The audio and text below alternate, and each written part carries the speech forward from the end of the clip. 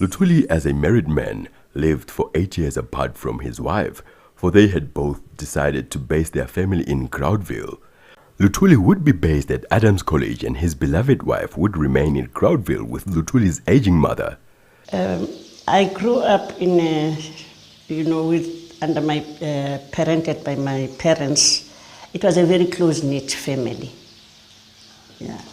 But in fact, at the same time, it was a family that didn't just consist of 9 people, the 7 children and my father and mother. This home was a home for the Luthulis in general, or not anybody who was a relative. The task of looking after the nitty-gritty of shaping us as children fell mostly on my mother. My father was somebody who was in the home and certainly not an absent father. The person who was there all the time, taking the heat from naughty children and all that, was my mother. Really, I'm lucky to have had parents like I had. Yeah. Because the two of them together were one. They were very much one. They were one in mind. They were one in the way they did things. They were one in they were one in everything, every aspect. You could see that this is people. They agree on most things. By the way, my father met my mother at Adams College. She did her other schooling at Ohlange Institute, Dr. Tube's school. And then she went to Adams, trained as a teacher, and then she went to Adams for higher training as a teacher. And that's where they met. He told us how he noticed this young woman, in his class, of teachers. Now, I always correct that because there's this thing of teachers and young girls. Now, it wasn't that sort of thing. Yeah, it wasn't that sort of thing because she was a teacher, for higher training. And it wasn't just a thing of victimizing a young scholar, a young schoolgirl. So she finally felt that she seemed to portray the qualities that he was looking for in a woman and approached her. And it seemed that took 2 years before she said, yeah, I think you've got the qualities too that I admire. And then, so we, would listen to that, sitting at the table there, in the dining room where we used to eat supper, all of us together, all of us. It doesn't matter how many you were, but we'd sit in that big table which was there. And then you would be invited, talk about are you already having a boyfriend? Or if it's a boy, are you having a girlfriend? And all that kind of. So it was very, very open, very, very open. And then you'd be asked about how you're getting on at school.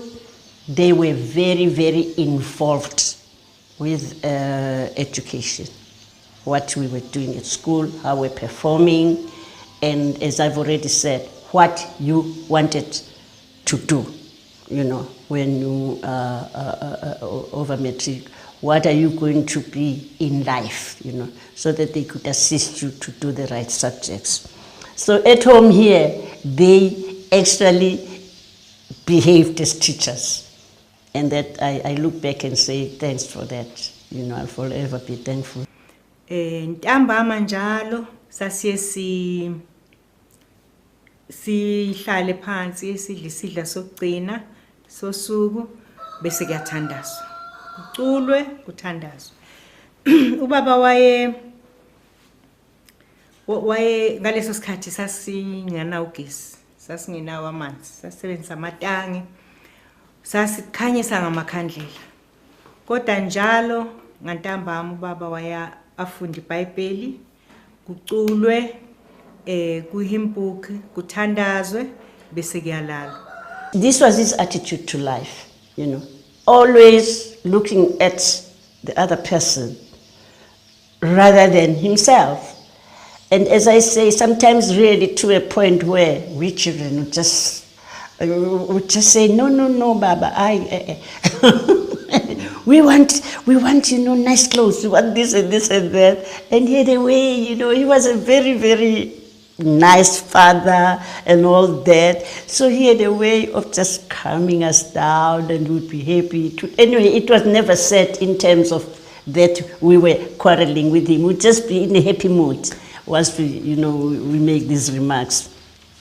But he was extremely humane, He really is one of the people, I think, that I know that symbolize humanity. My mother was more of a practical person, right? Here, God has given me a husband whose life is dedicated to the nation.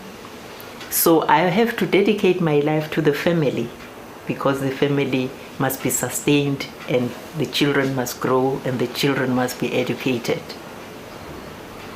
So that's why I'm saying they complemented each other. Nkosi Luthuli was elected as to be the president of the ANC. And the ANC didn't have much money in those days. How was the family going to survive? But they sat down together and said, okay, I'll do the political work, you do the work looking after the family. And she said, okay, what are my skills? And then she remembered, I know how to farm. So then she said, the soil became my friend. And she used those skills to grow food for the family, and not only that, she was a small-scale farmer, which is what we need in this country these days. And a woman's small-scale farmer was something quite unusual at that time, I think.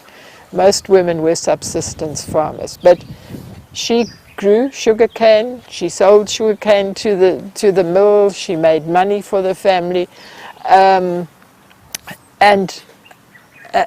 she was a very, very good sugarcane farmer.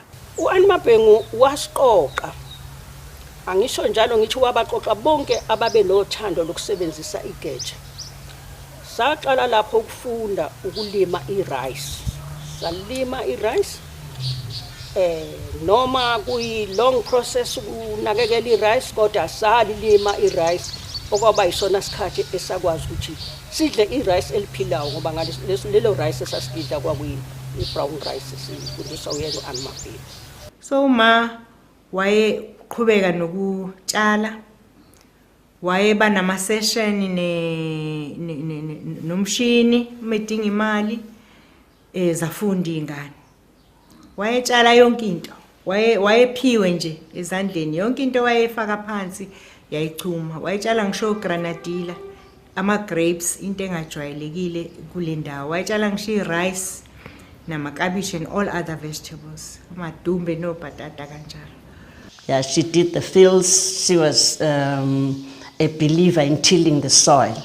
Yeah, and we were included in that because she made us, also go tilling the soil with her, So there was a workforce of 7 children plus, So we worked in the fields. There was plenty food, and there was plenty, and then she would sell. Some of us would go to Durban to the women's hostel there, where she had my grandmother was there as Induna, and she would sell. So there was plenty, And then the food would be so much all over the place that she would actually give it to the neighbors, just give it away, because she would be reaping so much. And then she would give it away, the neighbors, and say, come take this there, or to the Mfundisi's place. I have her to thank for maintaining the dignity of our home. A good deal of time with little help from me. She has created the one place of relative security and privacy which we know.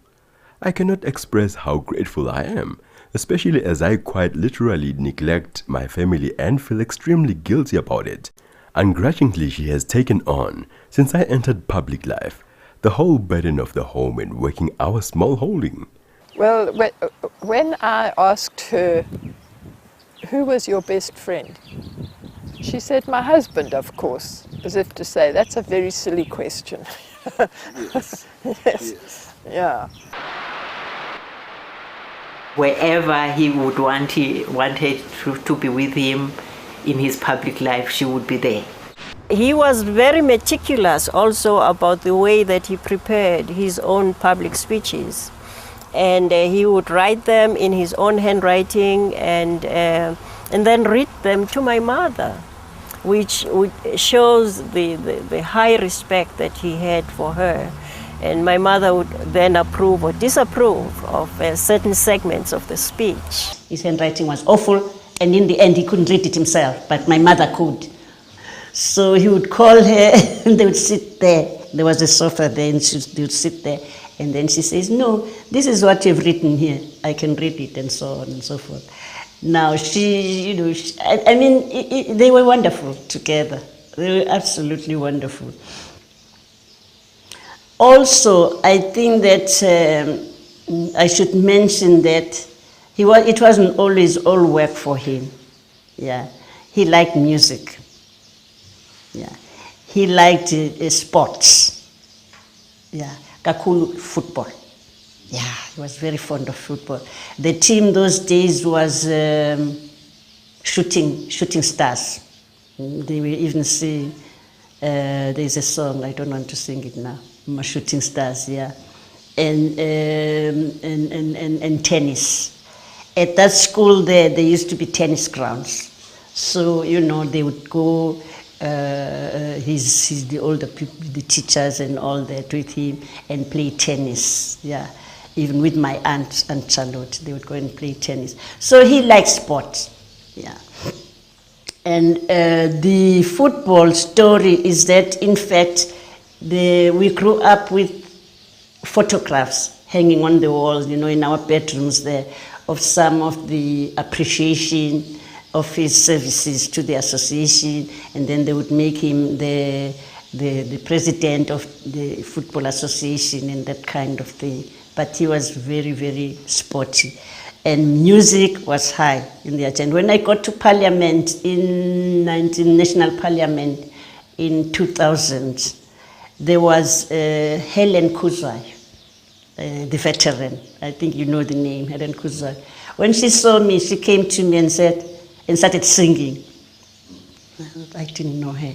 She started singing, and then we hugged, and then she said, "Your father at Adams College, he taught me how to sing." So, it was, he was a man of many interests, but always a man who respected from child to whoever.